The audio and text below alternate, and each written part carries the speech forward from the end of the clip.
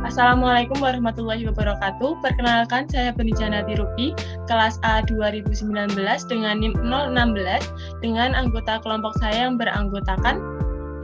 Saya Fahri Ramadhani dari angkatan C 2017 NIM 015. Saya Khalid dari kelas A 2019 NIM 009. Saya Tias Nadifa Asari dari kelas A 2019 NIM 027. Di sini kelompok kami akan mempresentasikan hasil diskusi kelompok kami yang mengenai materi penelitian kuantitatif. Nah, penelitian kuantitatif sendiri itu ada beberapa materi yang akan kami paparkan, yaitu sebagai berikut. Untuk yang pertama sendiri ada pengertian umum dan pengertian menurut para ahli, sampai ke tujuan dan asumsi akan dijelaskan oleh Tias Nadifa. Pada Tias saya persilahkan. Terima kasih Mbak Bening atas waktunya. Jadi sebelum kita masuk ke penelitian kuantitatif, kita harus tahu dulu apa itu penelitian. Jadi menurut KBBI, penelitian merupakan kegiatan pengumpulan, pengolahan, analisis, dan penyajian data yang dilakukan secara sistematis dan objektif untuk memecahkan suatu persoalan atau menguji suatu hipotesis untuk mengembangkan prinsip-prinsip umum. Lalu, secara umum penelitian kuantitatif adalah investigasi sistematis terhadap fenomena dengan mengumpulkan data yang dapat diukur dengan melakukan teknik statistik, matematika, atau komputasi. Menurut Creswell, penelitian kuantitatif ini merupakan sebuah penyelidikan tentang masalah sosial berdasarkan pada pengujian sebuah teori yang terdiri dari variabel-variabel diukur dengan angka dan dianalisis dengan prosedur statistik untuk menentukan kebenaran generalisasi prediktif suatu teori. Lalu menurut Punch, penelitian kuantitatif adalah penelitian empiris di mana data-datanya dalam bentuk sesuatu yang dapat dihitung. Penelitian kuantitatif menurut Punch ini memperhatikan pengumpulan dan analisis dalam bentuk numerik. Lalu yang terakhir ada menurut Kasiram, penelitian kuantitatif menurut Kasiram yaitu suatu proses menemukan pengetahuan dengan menggunakan data berupa angka sebagai alat untuk menganalisis keterangan tentang apa yang ingin diketahui. Lalu ada tujuan dan asumsi dari penelitian kuantitatif. Tujuan yang pertama yaitu untuk mengembangkan dan menggunakan model-model matematis, teori-teori atau hipotesis. Lalu yang kedua menentukan hubungan antar variabel dalam sebuah populasi. Lalu ada asumsi penelitian kuantitatif didasarkan pada asumsi dari Nana Sujana dan Ibrahim bahwa realitas yang menjadi sasaran penelitian berdimensi tunggal, fragmental, dan cenderung bersifat tetap sehingga dapat diprediksi. Terus variabel dapat diidentifikasi dan diukur dengan alat-alat yang objektif dan baku. Berikut yang dapat saya paparkan, mungkin ada pertanyaan dari teman-teman. Mohon izin bertanya untuk Mbak Tias mengenai penelitian kuantitatif ini sendiri, apa sih kelebihan dan kekurangan yang bisa dibandingkan dengan penelitian yang lainnya? Mungkin kalau untuk kelebihannya dari penelitian kuantitatif ini, datanya bisa diinterpretasikan dalam analisis statistik ya Mbak ya. Soalnya kan kita menggunakan data dan pendekatan ini juga dipandang sebagai objektif secara ilmiah gitu, masuk akal, rasional. Lalu untuk kekurangan dari penelitian kuantitatif ini, kita memerlukan sampel yang besar untuk menganalisis hasil yang lebih akurat. Jadi untuk hasil yang lebih akurat itu perlu data yang lebih banyak, dan itu menjadi kekurangannya penelitiannya. Mungkin itu Mbak. Terima kasih Mbak Tias. Yang ketiga ada karakteristik penelitian kuantitatif yang dijelaskan oleh saya sendiri. Nah, penelitian dengan pendekatan kuantitatif memandang tingkah laku manusia yang dapat diprediksi, objektif, dan terukur. Penelitian ini tidak bertujuan untuk mengungkap makna di balik apa yang tampak.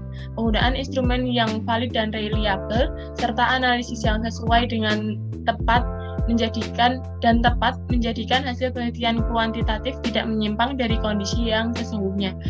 Menurut Sugiono tahun 2016, karakteristik penelitian kuantitatif dipandang sebagai berikut.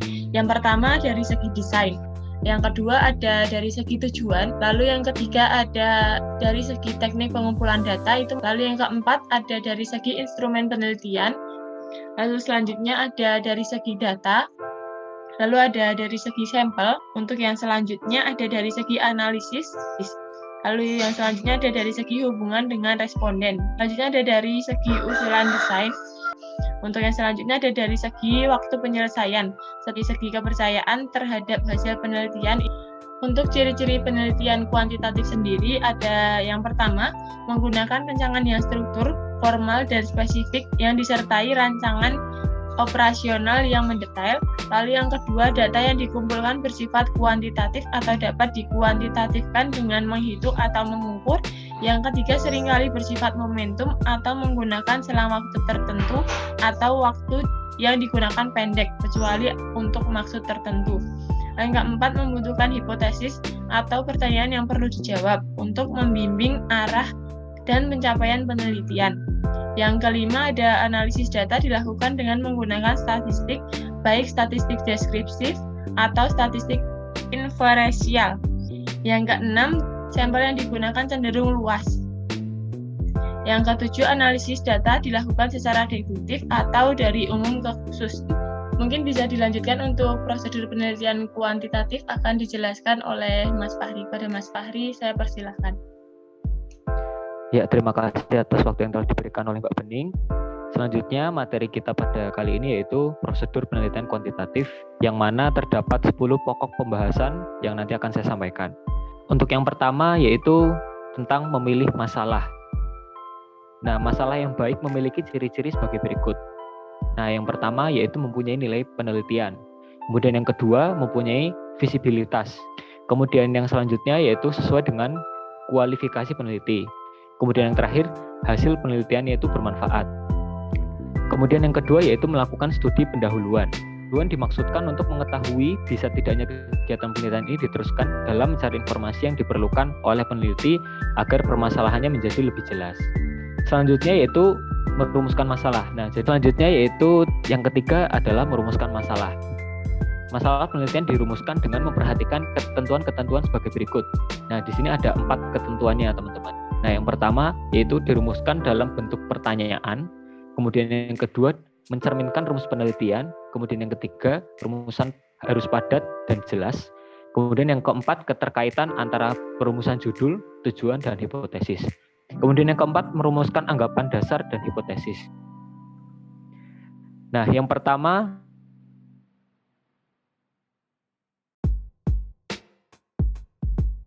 peneliti yang bersifat subjektif.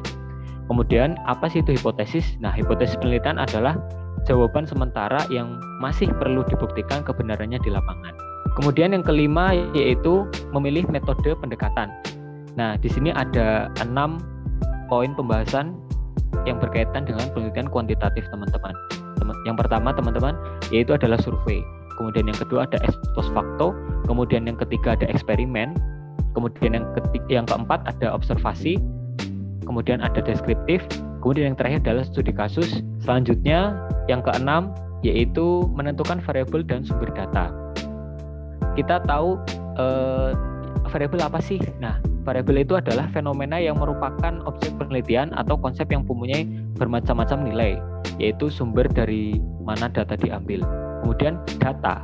Nah, data itu apa? Data adalah keterangan mengenai sesuatu yang berbentuk angka-angka dan mungkin bukan angka-angka, baik itu kuantitatif maupun kualitatif. Selanjutnya yaitu menentukan dan menyusun instrumen. Kemudian yang selanjutnya yaitu teknik pengumpulan data. Yang 9 ada analisis data dalam penelitian kuantitatif. Analisis data, kemudian yang selanjutnya atau yang terakhir yaitu menarik kesimpulan. Lalu yang selanjutnya mungkin langsung ke pembahasan terakhir, materi terakhir yaitu tipe-tipe penelitian kuantitatif yang akan dijelaskan oleh Khalid. Khalid, saya persilahkan. Oke, terima kasih atas waktunya. Setelah kita mengetahui apa saja prosedur dan pengertian dari penelitian kuantitatif, di sini kita akan masuk ke penjelasan tentang tipe-tipe dari penelitian kuantitatif itu sendiri.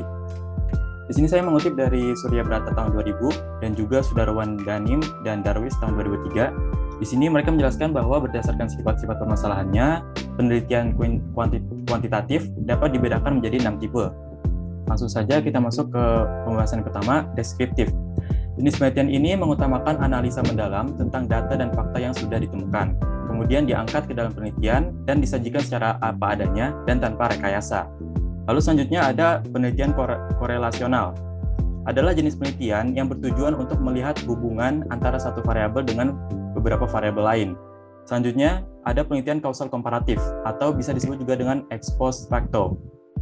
Digunakan dalam evaluasi untuk mengetahui kemungkinan hubungan sebab akibat. Selanjutnya ada penelitian tindakan, merupakan jenis penelitian yang berbentuk refleksi diri melalui tindakan nyata dalam situasi yang sebenarnya. Selanjutnya ada penelitian survei. Penelitian survei adalah salah satu jenis penelitian yang dilakukan dengan cara mengambil sampel dari satu populasi, kemudian menggunakan kuesioner sebagai alat pengumpul data.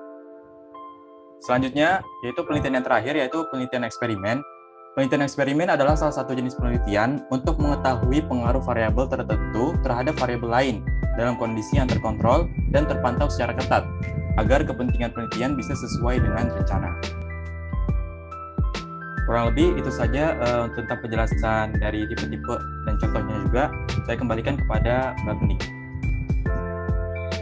Baik, terima kasih untuk presentasi diskusi yang sudah disampaikan oleh teman-teman. Apakah ada yang perlu didiskusikan lagi dari teman-teman sekalian? Mungkin ada yang mau dibahas lagi atau ada sesuatu yang mungkin masih menjadi pertanyaan teman-teman sekalian gitu. Mungkin dari saya sudah cukup. Dari saya juga sudah cukup, Mbak Bening. Cukup. Baik, apabila tidak ada yang perlu dibahas lagi untuk mempersingkat waktu, mungkin kita akhiri diskusi pada sore hari ini. Terima kasih. Untuk kekurangannya kami mengucapkan mohon maaf. Terima kasih. Wassalamualaikum warahmatullahi wabarakatuh.